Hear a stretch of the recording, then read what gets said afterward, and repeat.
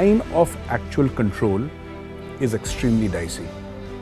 It's almost all mountainous. I say war simply because there is a readiness for war as far as the Indians are concerned. So this is an India that is assertive, an India that is confident, and an India that will not back down. But I never understood this side of China's character. You've signed an agreement and then you violate your own agreement.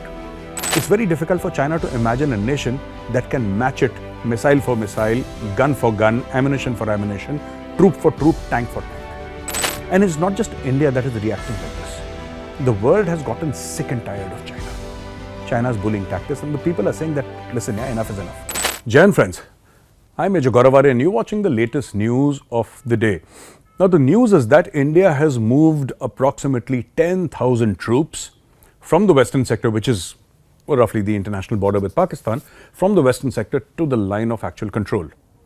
Now, ladies and gentlemen, the international border is thousands of kilometers, right?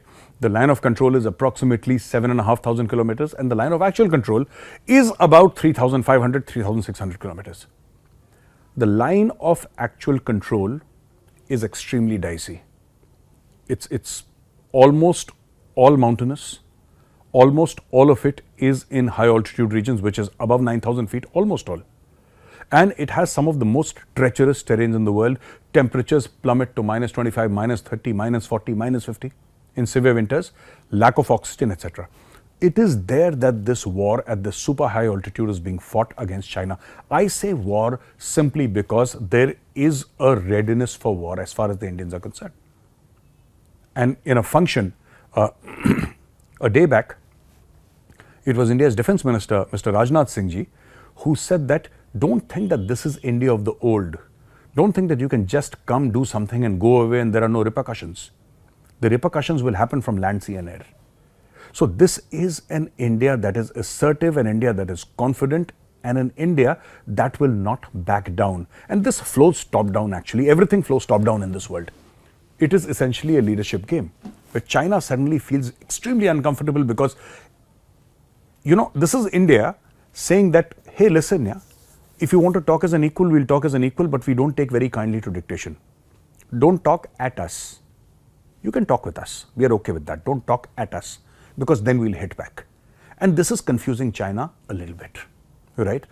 It has never seen such an aggressive India, where even the Foreign Minister of India, Dr. S. Jaishankar, and he's not a man who will mince his words, has openly said, and this he said in Japan, he said it very openly, and he said that it is China, we sign documents. You can have a difference of opinion, right? And you can agree and disagree. But when you sign an agreement, when an agreement is signed between two countries, if you break that agreement which you have signed, then that results in a lack of trust. Essentially, he was being diplomatic, and he's a diplomat, and India's finest diplomat that I know of. And he said it diplomatically. Essentially, I think what Dr. Jaishankar was saying was that India cannot trust China, because if you go back on your word, then you're not worthy of trust. China has signed, in the past so many agreements with India regarding the line of actual control. There should be peace. I have served on the line of actual control.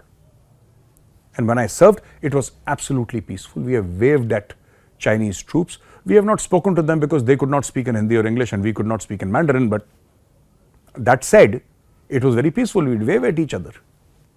There were pleasant exchanges along the line of actual control. I remember we used to see Chinese troops saying wave at them, and that's it. But I never understood this side of China's character. You've signed an agreement and then you violate your own agreement. But China did that, right? Because China feels that it can get away with nonsense like this. Now, India has put a stop to that nonsense. 10,000 troops to plug in around 550 kilometers of the line of actual control, and more troops, Rashtra Rifles. A lot of Rashtra Rifles units have been repurposed. One corps, which was India's strike corps against Pakistan. India had 3 strike corps against Pakistan. Now India has 2. One corps has been repurposed.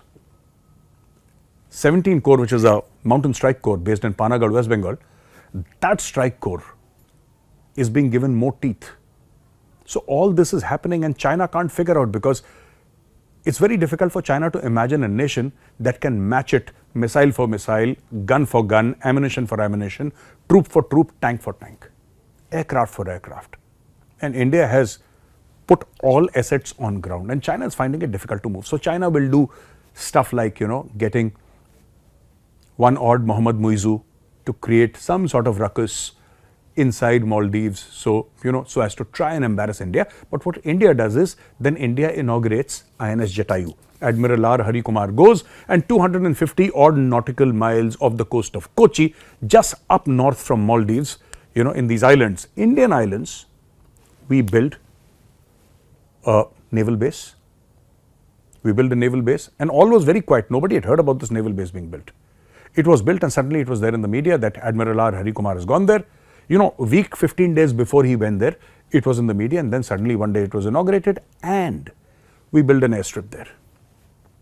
And now that airstrip is going to have air assets, is going to have aircraft carriers coming and docking there, it's going to have our nuclear submarines, it's going to have our diesel electric submarines, it's going to have frigates and destroyers, the whole jing bang. Plus we have submarine hunting helicopters right there in Kochi.